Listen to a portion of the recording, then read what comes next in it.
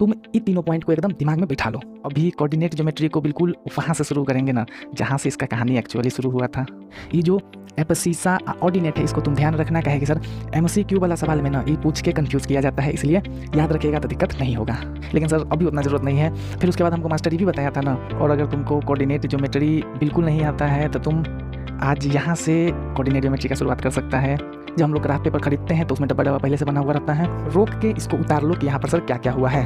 अब इतना सारा कहानी सुनने के बाद सर सारा एकदम मिक्स हो गया है, बहुत सारा बात भूल गए हैं, तो एक बार जल्दी से सारा कहानी को हम एक जगह पर लिख के रिवाइज करा देते हैं कि क्या क्या पढ़े हैं। तो इसी के साथ हम लोग आज का लेक्चर खत्म करते हैं। उम्मीद करते हैं कि इंट्रोडक्शन समझ में आया होगा, मज़ा आया होगा। फिर से मिलते हैं किसी नया कहानी में नया टॉपिक के साथ, तब तक के लिए जय हिंद।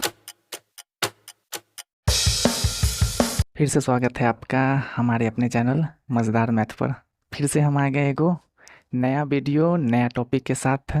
जैसा कि थंबनेल से तुमको पता चल गया होगा कि सर हम लोग आज बात करने वाले हैं बेसिक्स ऑफ कोऑर्डिनेट ज्योमेट्री पर। और अगर तुमको कोऑर्डिनेट ज्योमेट्री बिल्कुल नहीं आता है तो तुम आज यहाँ से कोऑर्डिनेट ज्योमेट्री का शुरुआत कर सकता है। कैसे कि सर हम अभी कोऑर्डिनेट ज्योमेट्री को बिल्कुल वहाँ से शुरू करेंगे ना जहाँ से इसका कहानी एक्चुअली शुरू हुआ था। एक बार हम तुमको ये बता देते हैं कि जो लेक्चर का फ्लो होगा वो किस तरीके से होगा। सबसे पहले हम लोग एक आध गो बेसिक पॉइंट है, पुराना पॉइंट है, उसको समझेंगे। सेकंड में कोऑर्डिनेट ज्योमेट्री क्या होता है ये समझेंगे। थर्ड में कोऑर्डिनेट ज्योमेट्री से रिलेटेड एगो नाम आता है जो कि है कार्टेशियन प्लेन या कोऑर्डिनेट प्लेन, उसके बारे में पूरा डिटेल लेंगे। फिर चौथा में ये समझेंगे कि सर किसी पॉइंट को ना कोऑर्डिनेट प्लेन पर कैसे दिखाते हैं। और पाँचवा में समझेंगे कि सर कोनो पॉइंट अगर कोऑर्डिनेट प्लेन पर दिल है तो उसका कोऑर्डिनेट कैसे लिखते हैं। और सबसे लास्ट में कोऑर्डिनेट के बारे में समझेंगे। हो सकता है अभी सारा के सारा नाम नया नया लग रहा हो, कोई बात नहीं सर, धीरे धीरे जब आगे बढ़ेंगे सारा बात क्लियर हो जाएगा। तो बिना टाइम वेस्ट किए स्टार्ट करते हैं। सबसे पहले पुराना एक दो बात जो तुमको पता होगा कि सर ज्योमेट्री क्या होता है, प्लेन क्या होता है। क्या है कि सर यहाँ कोऑर्डिनेट ज्योमेट्री जो नाम है उसमें आधा हिस्सा तो ज्योमेट्री लिखा हुआ है, यानी कि ज्योमेट्री से रिलेटेड ज़रूर है। तो सबसे पहली बात सर ज्योमेट्री क्या होता था, अगर तुमको याद हो तो पिछला बहुत सारा क्लास में ज्योमेट्री के बारे में पढ़ चुका है। तो ज्योमेट्री में तुमको बताया गया था ना कि ज्योमेट्री मैथ का एक ऐसा हिस्सा है। मैथ में बहुत सारा हिस्सा होता है, जैसे नंबर सिस्टम, सर नंबर के बारे में पढ़ते हैं। फिर अलजेब्रा जिसमें एक्स वैक्स के बारे में पढ़ते हैं। सेम वैसा ही ज्योमेट्री एगो मैथ का ऐसा हिस्सा है जहाँ हम फिगर से रिलेटेड बात पढ़ते हैं, मतलब फिगर विगर के बारे में समझते हैं। फिर उसके बाद हमको ये भी बताया गया था कि सर प्लेन क्या होता है। प्लेन क्या होता था, तो ऐसे तो उसका बहुत हार्ड वाला डिफिनेशन आया था कि सर एगो आप स्मूथ सरफेस लीजिए, फिर उस स्मूथ सरफेस को चारों तरफ से इनफाइनाइट तक बढ़ा दीजिए, तब जो एगो बहुत बड़ा बहुत बड़ा स्मूथ सरफेस मिलेगा, उसको प्लेन बोलते थे। लेकिन सर अभी उतना ज़रूरत नहीं है। फिर उसके बाद हमको मास्टर ये भी बताया था ना कि किसी भी स्मूथ सरफेस को हम प्लेन बोल सकते हैं। कोनो टुकड़ा भी है, कोनो बोर्ड है, कोनो कॉपी है, कुछ भी को हम प्लेन बोल सकते हैं, ठीक है। और अगर तुमको याद हो तो ज्योमेट्री वाला जो हिस्सा आया था ना, उस समय भी हम फिगर विगर को बनाते थे, लेकिन उस समय हम फिगर को किसी भी प्लेन पर बना देते थे। किसी भी प्लेन करने का मतलब है सर ज्योमेट्री जब पढ़ रहे थे तो जो फिगर बना रहे थे ना, वो हम चाहते तो अपने कॉपी पर बना देते थे, हम चाहते तो किसी बुक पर बना देते थे, बोर्ड पर बना देते, कहीं भी बना देते थे। लेकिन कोऑर्डिनेट ज्योमेट्री जो है ना, उस ज्योमेट्री से थोड़ा सा नहीं अलग है, प्लेन को लेके कि कहाँ पर हम लोग फिगर बना रहे हैं। सुनो कोऑर्डिनेट ज्योमेट्री क्या होता है, सबसे पहले हेडिंग डालते हैं, फिर कोऑर्डिनेट ज्योमेट्री समझते हैं। कोऑर्डिनेट ज्योमेट्री तो जैसे ज्योमेट्री एगो मैथ का ब्रांच था ना, सेम वैसे ही ई कोऑर्डिनेट ज्योमेट्री भी मैथ का एगो ब्रांच है। मैथ का एगो ऐसा ब्रांच या ऐसा पार्ट जहाँ हम ज्योमेट्रिकल फिगर को पढ़ते हैं, ज्योमेट्रिकल फिगर के बारे में पढ़ते हैं एगो नया प्लेन कोऑर्डिनेट प्लेन पर। यानी ये कोऑर्डिनेट ज्योमेट्री होता क्या है, तो सर कोऑर्डिनेट ज्योमेट्री मैथ का एगो ऐसा हिस्सा है जहां हम ज्योमेट्रिकल फिगर के बारे में पढ़ते हैं। ज्योमेट्रिकल फिगर मतलब ट्रायंगल, सर्कल, स्क्वायर, यही सब के बारे में पढ़ते हैं, लाइन, पॉइंट, ये सब के बारे में पढ़ते हैं एगो नया प्लेन कोऑर्डिनेट प्लेन पर। अब डिफिनीसन तो हमको सर समझ में आ गया कि सर कोऑर्डिनेट ज्योमेट्री भी एक तरह का ज्योमेट्री है, लेकिन किसी दूसर का प्लेन कहीं और पढ़ते हैं, मतलब हम लोग किसी दूसरा प्लेन पर फिगर विगर बना के पढ़ते हैं, ठीक है। तो सबसे पहले हम डेफिनेशन ही वाला लिख देते हैं, फिर हम लोग बात करेंगे कि कोऑर्डिनेट प्लेन क्या होता है। तो पहले ये डेफिनेशन हो जाएगा।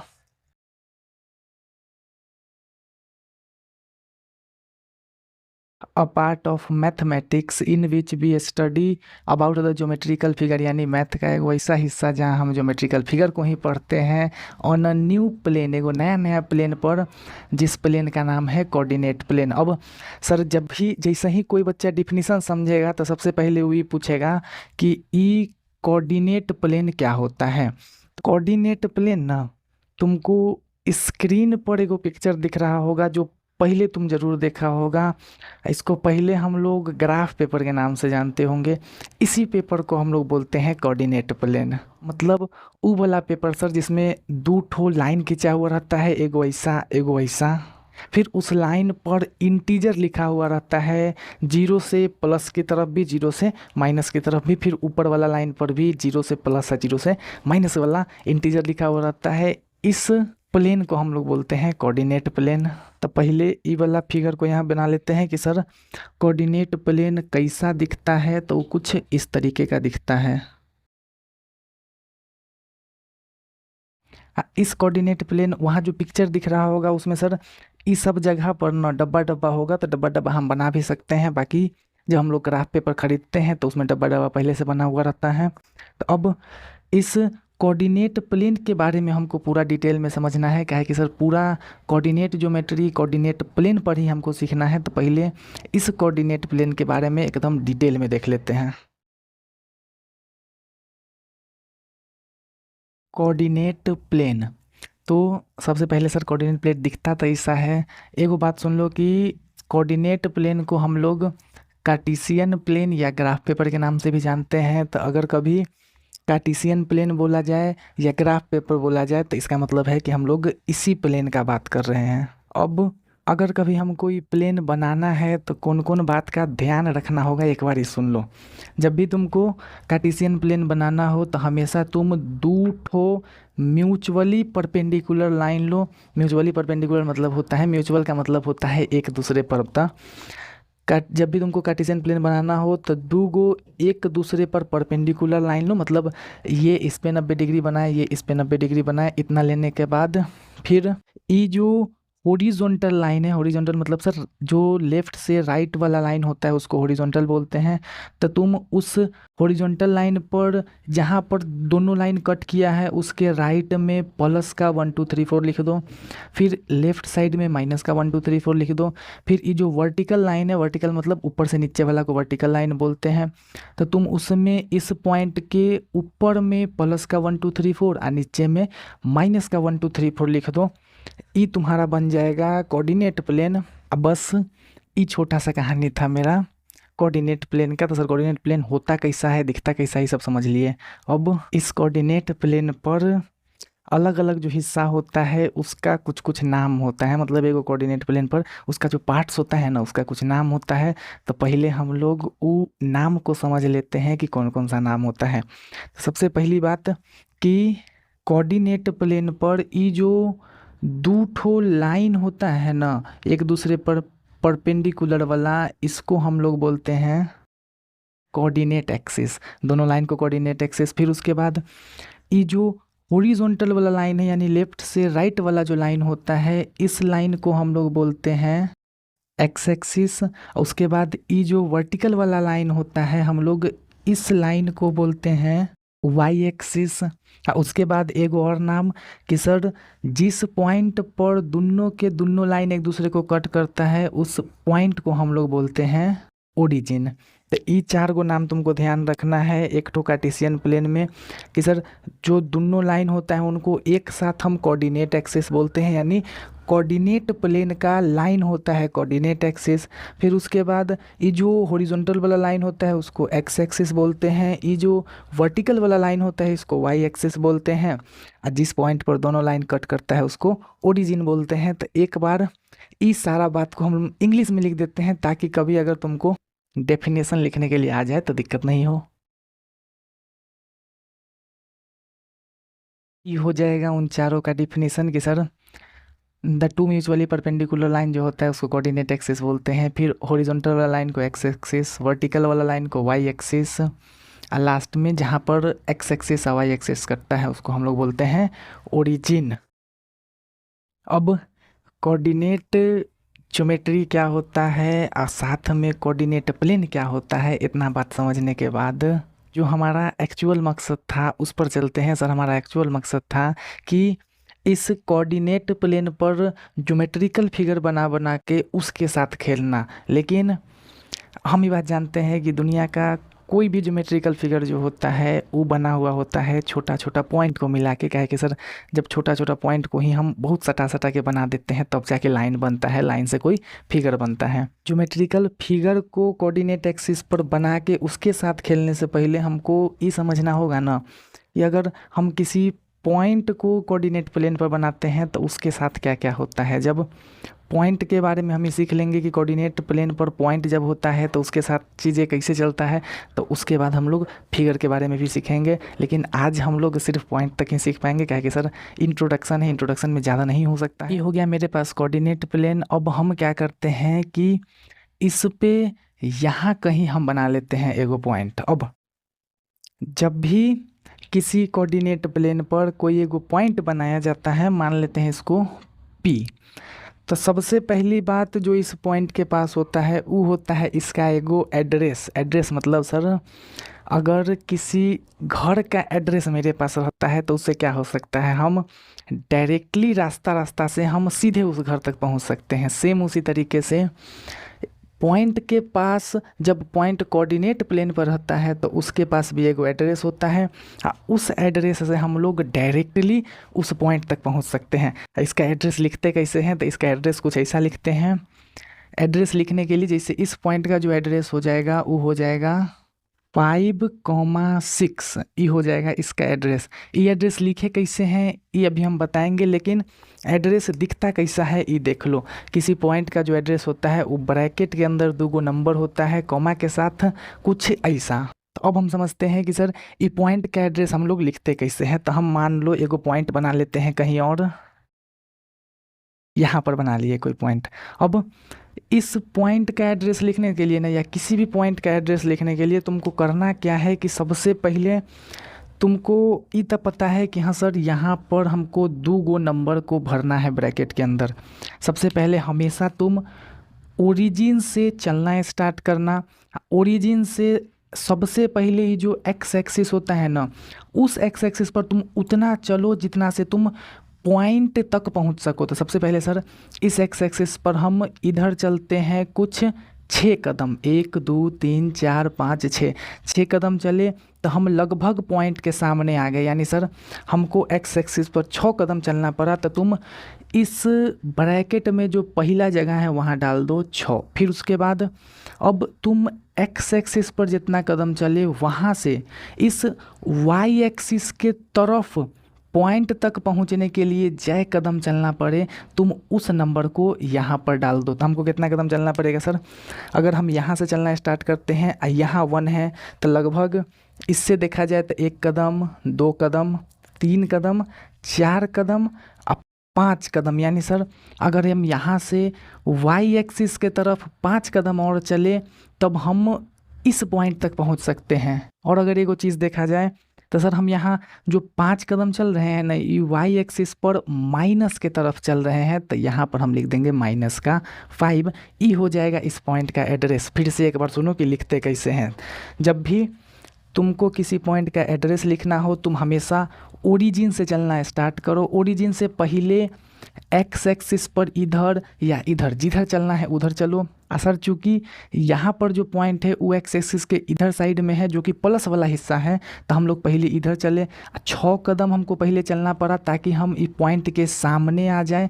तो हम लोग यहाँ पहलक्का नंबर पर +6 लिख दिए। फिर उसके बाद इस +6 से जहाँ तक हम पहुँच गए थे वहाँ से वाई एक्सिस के तरफ माइनस वाला के तरफ हमको 5 कदम चलना पड़ा, तो हम -5 लिख दिए। यानी ओरिजिन से एक्स एक्सिस पर तुम जितना चलता है साइन के साथ उसको लिख दो, फिर वहाँ से वाई एक्सिस के तरफ जितना चलना पड़ता है साइन के साथ उसको लिख दो, तुम्हारा पॉइंट का एड्रेस लिखा जाएगा।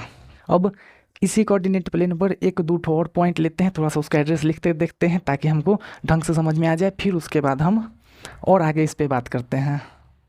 यहाँ हम दो चार को पॉइंट लिए हैं सर, ए का तो हो गया था, फिर B C D E F इन सब का कोऑर्डिनेट लिखते हैं। सबसे पहले बी वाला में देखा जाए तो यहाँ से एक्स एक्सिस की तरफ हमको सर 5 कदम, और फिर यहाँ से वाई एक्सिस के तरफ 8 कदम, अब 5 कदम इधर माइनस का है तो माइनस का 5 कदम, फिर उसके बाद वाई एक्सिस की तरफ सर 8 कदम है तो प्लस वाला तो प्लस का 8 हो जाएगा, ठीक है।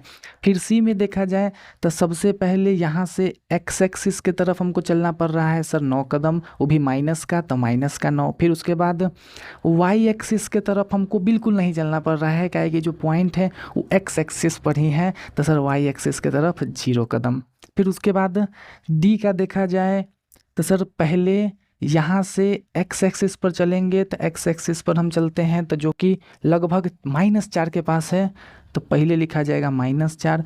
फिर उसके बाद इस -4 से हमको वाई एक्सिस के तरफ लगभग चलना पड़ रहा है -6, तो यहाँ लिखा जाएगा -6। फिर ई नंबर का देखा जाए तो सर ई में सबसे पहले एक्स एक्सिस की तरफ हमको बिल्कुल नहीं चलना पड़ रहा है सर, ये तो एकदम बीच में है, न इधर हम -1 पर जा रहे हैं न इधर +1 पर, यानी सर एक्स एक्सिस पर 0 चल रहे हैं, ठीक है। अब वाई एक्सिस पर भी हम न -1 तक पहुंच रहे हैं न 1 तक पहुंच रहे हैं न -1 तक, यानी वाई एक्सिस पर भी 0 चल रहे हैं, तो इस पॉइंट का एड्रेस कुछ ऐसा हो जाएगा। फिर उसके बाद एफ़ का देखा जाए तो सर एफ़ में एक्स एक्सिस पर हमको थोड़ा भी नहीं चलना है, काहे कि एक्स के तरफ तो पॉइंट है ही नहीं, यानी एक्स एक्सिस पर 1 कदम भी नहीं चल रहे हैं तो यहाँ 0 आ जाएगा। फिर उसके बाद वाई एक्सिस के तरफ हम माइनस में 7 कदम चल रहे हैं तो यहाँ माइनस का 7 आ जाएगा। इस तरीके से हम किसी भी पॉइंट का एड्रेस कोऑर्डिनेट प्लेन पर लिख सकते हैं। अब ये जो पॉइंट का एड्रेस होता है ना, इसको हम लोग बोलते हैं पॉइंट का कोऑर्डिनेट, पॉइंट के एड्रेस को ही बोलते हैं पॉइंट का कोऑर्डिनेट।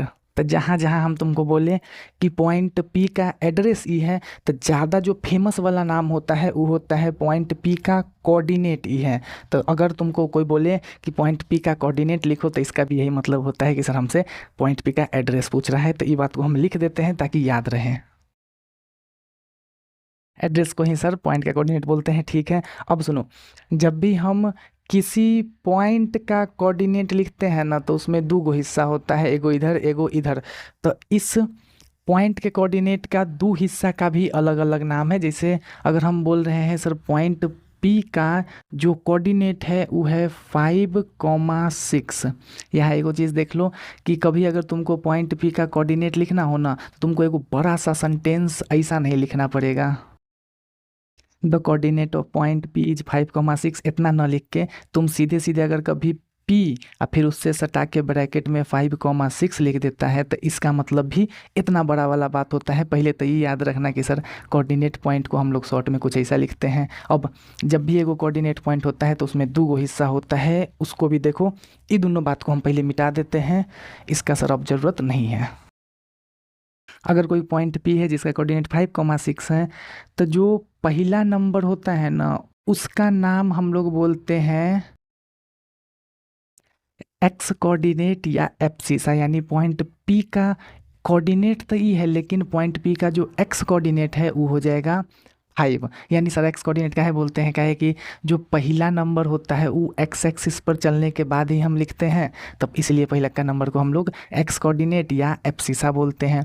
फिर ये जो दूसर का नंबर होता है उसको हम लोग बोलते हैं वाई कोऑर्डिनेट या ऑर्डिनेट, का है कि सर दूसर का नंबर हम वाई एक्सिस पर कितना चलते हैं वो बात को लिखते हैं, तो इसलिए हम लोग इसको वाई कोऑर्डिनेट या ऑर्डिनेट बोलते हैं। ये जो एब्सिसा ऑर्डिनेट है इसको तुम ध्यान रखना, कहे कि सर MCQ वाला सवाल में ना ये पूछ के कंफ्यूज किया जाता है, इसलिए याद रखिएगा तो दिक्कत नहीं होगा। ये हो गया हमारे किसी पॉइंट का कोऑर्डिनेट से रिलेटेड बात। अब कभी कभी क्या होता है सर कि एक्स कोऑर्डिनेट या वाई कोऑर्डिनेट का हमसे डेफिनेशन पूछ लेता है, तो अभी सारा कहानी को मिटा के हम एक्स कोऑर्डिनेट और वाई कोऑर्डिनेट का डेफिनेशन लिख देते हैं। तुम एक बार रोक के इसको उतार लो कि यहाँ पर सर क्या क्या हुआ है।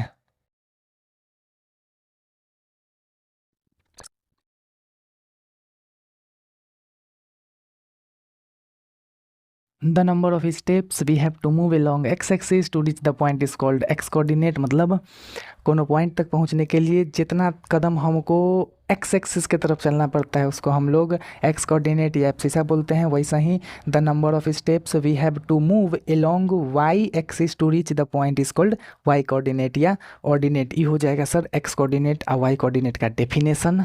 अब इतना समझने के बाद नेक्स्ट जो हम लोग का पॉइंट है वो है ना कि अभी हम क्या समझे सर कि कोनो पॉइंट अगर ग्राफ पर दे रहे ना तो उस पॉइंट का कोऑर्डिनेट हम खुद से लिख सकते हैं, ठीक है।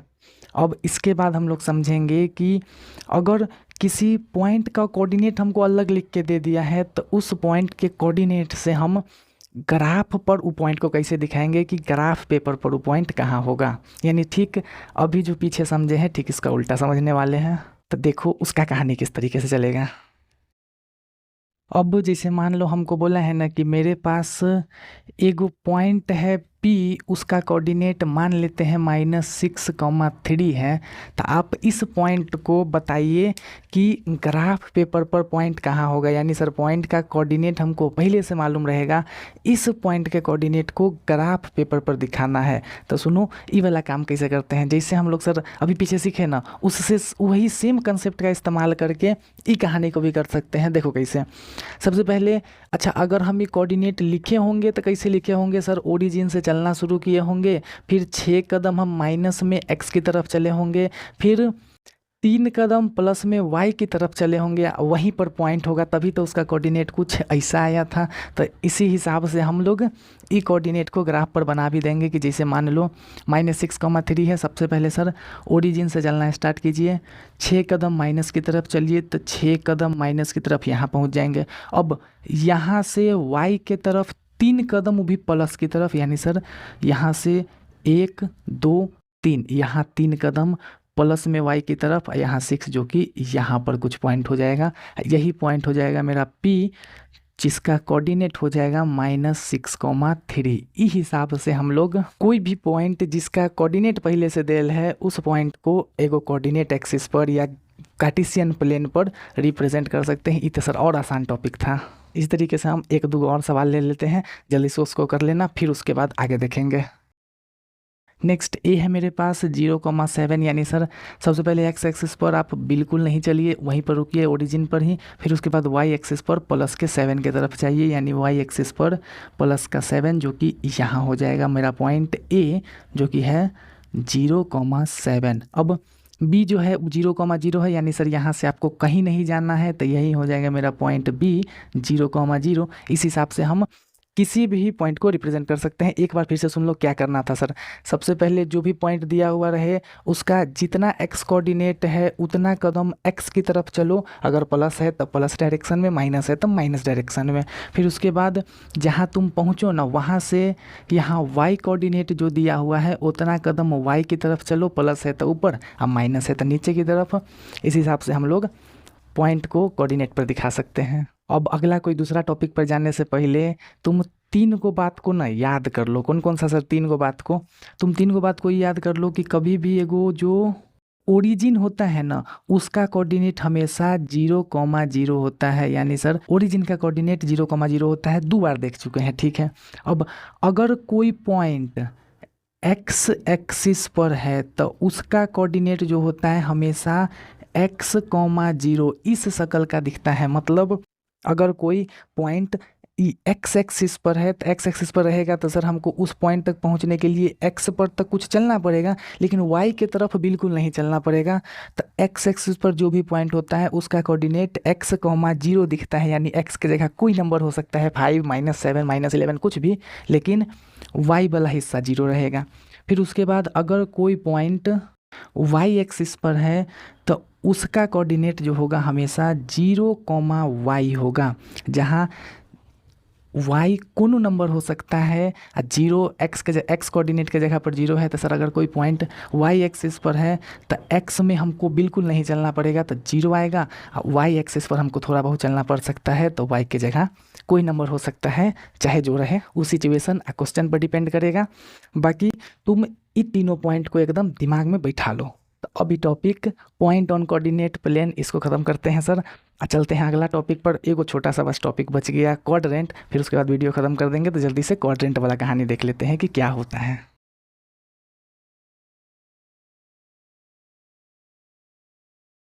क्वाड्रेंट, अब सुनो कि क्वाड्रेंट क्या होता है। तो जब भी हम कोई भी कोऑर्डिनेट प्लेन को बनाते हैं तो ई कोऑर्डिनेट प्लेन हम किसी न किसी सिंपल प्लेन पर ही बनाते हैं। सिंपल प्लेन मतलब सर बोर्ड जो था वो सिंपल प्लेन था। तो जब भी हम एगो कोऑर्डिनेट प्लेन को बनाते हैं तो ई कोऑर्डिनेट प्लेन ना, जो हमारा सिंपल प्लेन होता है उसको हमेशा 4 गो अलग अलग हिस्सा में बांट देता है। तो ये जो 4 ठो अलग अलग हिस्सा होता है, इन्हीं हिस्सा को हम लोग बोलते हैं क्वाड्रेंट। यानी कि सर किसी कार्टेशियन प्लेन का जो म्यूचुअली परपेंडिकुलर लाइन होता है वो प्लेन को 4 हिस्सा में बांट देता है, उन्हीं हर एक हिस्सा को हम लोग बोलते हैं quadrant.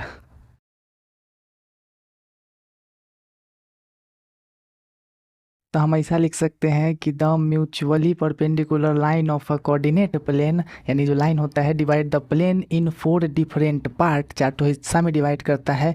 Each part is called quadrant. तो हर एक हिस्सा को हम लोग क्वाड्रेंट बोलते हैं। अब इन क्वाड्रेंट का ना अपना अपना एगो नाम होता है। नाम नहीं मतलब नंबर होता है क्वाड्रेंट का, कि सर इसको हम लोग पहला क्वाड्रेंट, इसको हम लोग दूसरा क्वाड्रेंट, इसको तीसरा बोलते हैं। तो वो नंबर भी ध्यान रखना, आगे चल के काम आएगा। देखो सबसे पहला जो सर इधर वाला जो पहला कोऑर्डिनेट होता है ना, यानी राइट में ऊपर वाला कोऑर्डिनेट, इसको हम लोग बोलते हैं फर्स्ट क्वाड्रेंट। ये पहला क्वाड्रेंट होता है। फिर उसके बाद इसके जस्ट बगल में जो लेफ्ट वाला होता है उसको हम लोग बोलते हैं सेकंड क्वाड्रेंट। फिर जस्ट नीचे वाला जो होता है उसको बोलते हैं थर्ड क्वाड्रेंट। इधर सबसे लास्ट वाला को बोलते हैं फोर्थ क्वाड्रेंट। तो नंबर को तुम ढंग से याद रखना कि सर सबसे ऊपर में जो राइट वाला होता है उसको फर्स्ट, फिर इधर सेकंड, फिर इधर थर्ड, फिर इधर फोर्थ। ये हो गया हमारा क्वाड्रेंट का नंबर। एक और बात सुन लो कि अगर कोई पॉइंट किसी डिफरेंट क्वाड्रेंट में रहता है तो उस पॉइंट का जो कोऑर्डिनेट लिखाएगा, जो एड्रेस लिखाएगा, उस एड्रेस में नंबर का साइन क्या होगा ये बस सुन लो। जैसे सर अगर हम फर्स्ट क्वाड्रेंट का बात करें तो फर्स्ट क्वाड्रेंट में ना कोनो नंबर आ जाए तो उसका एड्रेस कुछ ऐसा लिखाएगा जिसमें एक्स में भी हमको प्लस में चलना पड़ेगा और वाई में भी प्लस में, यानी सर प्लस प्लस कुछ ऐसा कोऑर्डिनेट दिखेगा कोई भी पॉइंट अगर इस क्वाड्रेंट में होगा तब। सेम ऐसा ही अगर कोई पॉइंट सेकंड क्वाड्रेंट में होता है तो इसका जो एड्रेस होगा उसका कैसा साइन दिखेगा, तो सर इसके लिए हमको एक्स पर माइनस में और वाई पर तो प्लस में ही चलना पड़ेगा। तो इधर माइनस का इधर प्लस का कुछ ऐसा दिखेगा साइन। थर्ड क्वाड्रेंट में कैसा दिखेगा, तो सर थर्ड क्वाड्रेंट में एक्स भी माइनस वाई भी माइनस में चलना पड़ेगा, यानी माइनस कॉमा माइनस दिखेगा। फिर उसके बाद फोर्थ में कैसे दिखेगा, तो सर एक्स में प्लस वाई में माइनस, तो प्लस कॉमा माइनस। ये बात समझ में आ रहा है ना क्या बोल रहे हैं। हम बोल रहे हैं कि अगर कोई पॉइंट हम यहाँ बना देते हैं तो इस पॉइंट का जो एड्रेस बनेगा उस एड्रेस में नंबर का साइन हमेशा क्या रहेगा। तो सर अगर कोई पॉइंट इधर है तो इधर एक्स में तो प्लस का है और वाई में हमेशा माइनस का होगा, यानी इस क्वाड्रेंट में साइन हमेशा प्लस माइनस आएगा। अब इसके बगल में नंबर क्या रहेगा क्या नहीं रहेगा ये मेरा मैटर नहीं है। ये हो गया हमारा कोऑर्डिनेट ज्योमेट्री के इंट्रोडक्शन का पूरा हिस्सा। मतलब सर कोऑर्डिनेट ज्योमेट्री में इंट्रोड्यूस बस इतना चीज़ से होना रहता है। अब आगे जो चीज़ आएगा ना वो हमारा टॉपिक सब आएगा कि कोऑर्डिनेट ज्योमेट्री में कौन कौन सा टॉपिक पढ़ना है। अगर देखा जाए 9th के हिसाब से तो पूरा कोऑर्डिनेट ज्योमेट्री खत्म हो गया। 9th में मेजर कोऑर्डिनेट ज्योमेट्री में इतना ही है, थोड़ा बहुत क्वेश्चन में है लेकिन चलो इतना ठीक ठाक है। अब 10th में हम लोग के पास अभी बहुत चीज़ है sir, distance formula, section formula, बहुत सारा चीज़ है। धीरे धीरे हम लोग एक एक चीज़ को कवर करेंगे। और डिस्टेंस फार्मूला और सेक्शन फार्मूला पर पहले वीडियो बन चुका है, अगर तुम चाहते हो उसको देखना तुमको आई बटन में और डिस्क्रिप्शन दोनों जगह लिंक मिल जाएगा, तुम आराम से देख सकते हो उसको भी। अब इतना सारा कहानी सुनने के बाद सर सारा एकदम मिक्स हो गया है, बहुत सारा बात भूल गए हैं। तो एक बार जल्दी से सारा कहानी को हम एक जगह पर लिख के रिवाइज करा देते हैं कि क्या क्या पढ़े हैं। सबसे पहले हम लोग कहानी को शुरू किए थे सर ज्योमेट्री प्लेन क्या होता है यहाँ से। फिर उसके बाद हम कोऑर्डिनेट ज्योमेट्री का डिफिनीसन समझे थे कि सर नया प्लेन पर ज्योमेट्री सीखने वाले हैं। फिर कोऑर्डिनेट प्लेन जो ग्राफ पेपर होता था उसको सीखे थे। फिर उसमें coordinate axis, x y axis, origin होता था ये समझे थे। फिर उसके बाद हम पॉइंट पर चले गए। अब पॉइंट का एड्रेस या कोऑर्डिनेट जो होता था उसको समझना शुरू किए, जो कि कुछ ऐसा दिखता था। फिर पहला का नंबर को हम एक्स कोऑर्डिनेट या सीसा, दूसर का नंबर को वाई कोऑर्डिनेट या ऑर्डिनेट बोलते थे। फिर उसके बाद हम कोऑर्डिनेट पॉइंट लिखना सीखे। अगर ग्राफ पर हमको पॉइंट एगो दे देता था तो उसका कोऑर्डिनेट पॉइंट कैसे लिखते थे। फिर उसके बाद हम लोग ग्राफ पर किसी पॉइंट को रिप्रेजेंट करना सीखे। जब हमको कोऑर्डिनेट पहले से दिल रहता था तो ग्राफ पर कैसे दिखाते थे। यहाँ हम लोग सीखे थे कि ग्राफ पर पॉइंट दिल रहता था तो कोऑर्डिनेट कैसे लिखते थे। फिर उसके बाद 3 गो इम्पोर्टेंट पॉइंट समझे थे कि सर 0,0 ओरिजिन होता है, फिर एक्स एक्सिस पर वाई एक्सिस पर कोई पॉइंट रहता है तो उसका जनरल सर्कल कैसा दिखता है। और लास्ट में हम क्वाड्रेंट समझे। क्वाड्रेंट 4 गो होता है, उसका नाम समझे, किस क्वाड्रेंट में कैसा साइन होता है ये समझे। पूरा कहानी हम लोग इतना समझे आज। तो इसी के साथ हम लोग आज का लेक्चर ख़त्म करते हैं। उम्मीद करते हैं कि इंट्रोडक्शन समझ में आया होगा, मज़ा आया होगा। फिर से मिलते हैं किसी नया कहानी में, नया टॉपिक के साथ। तब तक के लिए जय हिंद।